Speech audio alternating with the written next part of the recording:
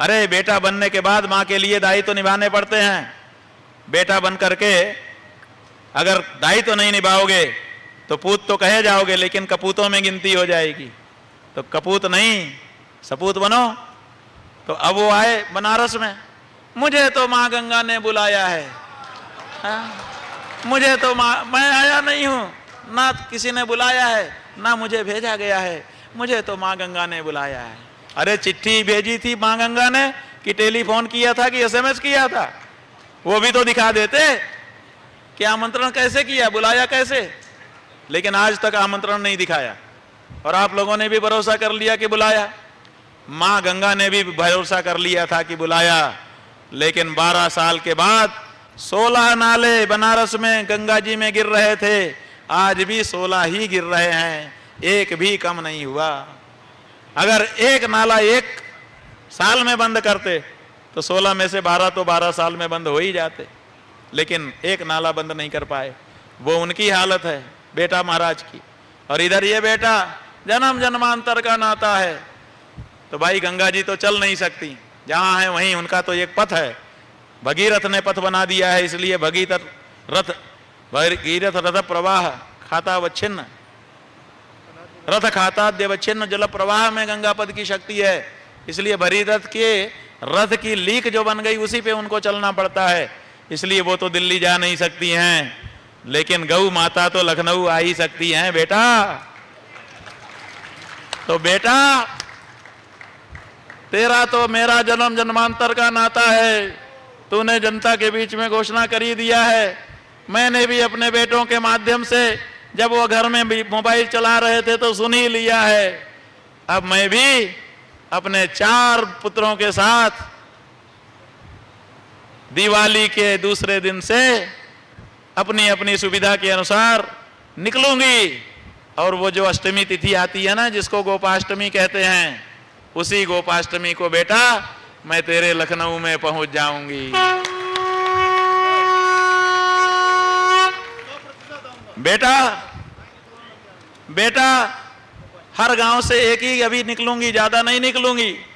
आशा करती हूं कि पहले से संख्या बता दे रही हूं तो तू मेरी आओ भगत की आशा है कि कम से कम मुझे तो डंडा अपनी पुलिस से नहीं ही मरवाएगा। और मरवाएगा तो फिर देखा जाएगा।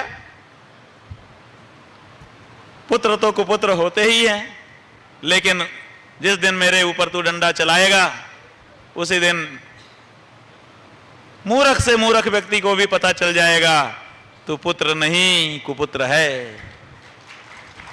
तो बेटा यह गौ माता कह रही हैं, हम नहीं कह रहे हैं।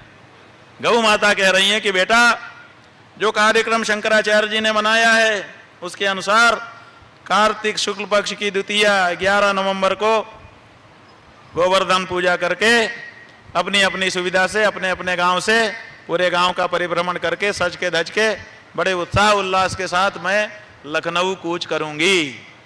बोलो भाई सही है? सही है।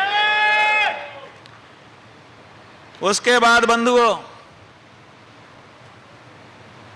गांव गांव से गौ माता का लखनऊ के लिए प्रस्थान होगा। फिर वो लखनऊ आएंगी, यहां पर अपने बेटे के साथ कुछ दिन तक प्यार मोहब्बत से स्नेह श्रद्धा से रहेंगी और जरा पूछेंगी कि बेटा आखिर ऐसा क्या कारण हो गया, आखिर ऐसा क्या कारण हो गया तू मुझे मां कह के नहीं बुला पाया, पशु कहता रहा। बेटा तुझे अगर स्लाटर हाउस के चंदे के कारण ये बोलना पड़ा, बेटा तू क्यों भूल गया कि मेरे तो गोबर में लक्ष्मी रहती है, मेरी सेवा करता तो मेरे पास भी तो लक्ष्मी थी। अगर तू लक्ष्मी के कारण आज कुपुत्र हो रहा है तो जरा विचार कर ले, ये लक्ष्मी तो मेरे गोबर में रहती है, मेरी सेवा करेगा तो लक्ष्मी से विरत नहीं होगा। ये वाली जो लक्ष्मी है स्लाटर हाउस वाली, वो तो थोड़े दिन में खत्म हो जाएगी और नरक लेके जाएगी। और मेरे गोबर की लक्ष्मी अगर तेरे घर में आ गई तो 7 पुष्प तो कहीं हिलेगी भी नहीं। उसके बाद अगर पापी पैदा हुआ तो बात अलग है। इसलिए बेटा अगर तुझे लक्ष्मी का ही इतना लोभ हो गया था तो तूने मुझे क्यों नहीं बताया? मैं ये काम पूरा कर देती तेरा। ये सवाल तो आदित्यनाथ जी गौ माता आपसे पूछेंगी। आप अभी से जवाब तैयार कर लेना।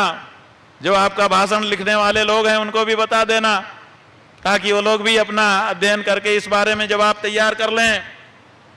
बंधुओं, गोपाष्टमी के दिन सब गौ माताएं लखनऊ आ जाएंगी। कहाँ रहेंगी? देखो, अभी तक तो हमने 5 लाख लगभग रुपया दे करके मैदान बुक किया था कि संकल्प करेंगे। पिछली बार भी और इस बार भी 10 लाख तो ऐसे ही चले गए। जिन लोगों ने बसें बुक की थी, ट्रैक्टर बुक किया था, जिन्होंने कारें बुक की थी, जिन्होंने होटल बुक किए थे, जिन्होंने प्लेन और ट्रेन में टिकट बुक की थी, सबके पैसे बर्बाद हुए। आपने अनुमति नहीं दी समय अनुसार। तो हम आपको बताना चाहेंगे कि अब की बार हम केवल तारीख घोषित कर रहे हैं, तिथि बता रहे हैं। गोपाष्टमी की तिथि अंग्रेजी तारीख में समझते हो लोग, वो भी बता देते हैं। 17 नवंबर 2026 ईस्वी को आपकी गौ माता और उनके 4 बेटे एक साथ आ रहे हैं। अब की बार हम कोई मैदान नहीं बुक कर रहे हैं बेटा, क्योंकि तुम्हारे पास आ रहे हैं, इसलिए मैदान भी तुम ही बुक करना और हमारे खाने पीने की व्यवस्था भी तुम ही करना।